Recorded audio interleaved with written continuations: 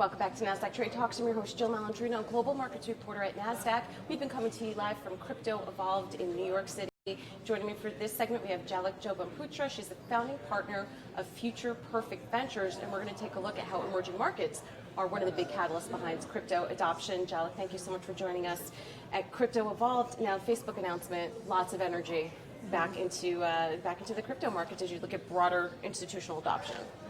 Yes, I think the Facebook announcement is going to be a big catalyst for the broader population to take an interest in what's happening in the crypto markets. They have over 2.5 billion users worldwide. Most of those users are actually in the emerging markets, and they have been trying to figure out how to monetize those users. Only 10% of their base is in the United States, but over 90% of their revenue comes from advertising to those users. So I think we're going to see this be a catalyst for broader awareness in the United States as well as outside of the United States. Well, it's a good opportunity for them to monetize WhatsApp users as well. I mean, that's where they really live, is on Facebook. Yes, yes. So you take a platform like a WhatsApp that hasn't been monetized yet, and this could be a way to do so, is what it sounds like. Absolutely, and Facebook has been trying to get into the payments sector for many, many years. They tried to do it through Messenger, and I think the timing may actually be right now, and building out a more decentralized platform with the Libra Association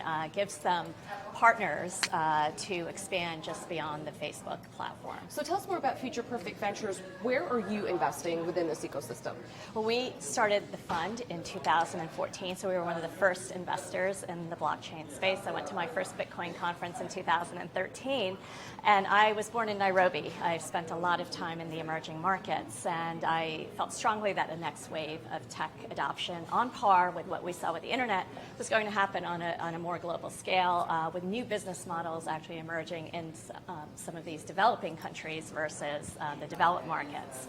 And so that was the thesis I brought to the investments in 2014. We were one of the first investors in a company called BitPesa, which has been growing very quickly in Africa and providing both consumer and B2B remittances using the Bitcoin blockchain Are they rails. associated with the fintech company? I'm drawing a blank. M-Pesa. That's it. So Pesa means money in Swahili. Right. So if they're actually not affiliated, M-Pesa is the mobile money platform that Kenya rolled out in 2007, one of the first broad rollouts of mobile money. Now over 50% of Kenya's GDP goes through the M-Pesa platform. So this is really opening up something like that across borders. It's amazing. I used to cover African markets, capital markets in a prior life, and it's just amazing to see that there's so much growth potential for fintech on the continent. Yes. Well, because they're not burdened by the legacy institutions that we have. They don't have credit cards. Most of the population is not yet banked. I think they're going to leapfrog banking as we know it, and that's where some of these new business models are going to come from. I would also argue infrastructure as well. Yes, absolutely. All right, Jalak, thank you so much for joining us on Trade Talks. Thank you. And thank you for joining me throughout the day. At Crypto Evolved, I'm Jill Malandrino, Global Markets Reporter at NASDAQ.